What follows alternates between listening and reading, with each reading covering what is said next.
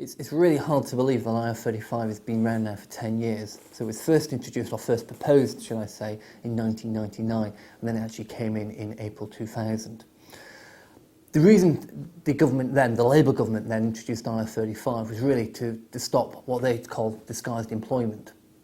What they were finding was there were a lot of individuals who were working for companies and on a Friday giving up that work and on a Monday coming back, but as a self-employed contractor with their own limited company.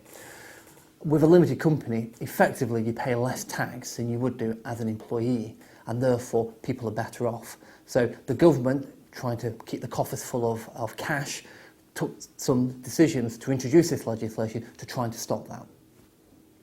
I think it's so controversial because it's actually probably one of the worst drafted pieces of legislation around, and it's amazing it's actually survived for over 10 years.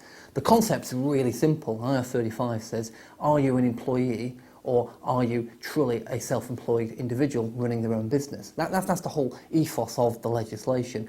But the way it's interpreted is really tricky to understand, and a normal client, a normal contractor, will find it pretty impossible to actually work their way through the legislation. As an advisor, it's really difficult for myself, and that's why we see so many going to court, because people just don't agree on how the legislation works. So it's controversial because it's unclear. There's lack of clarity in my view.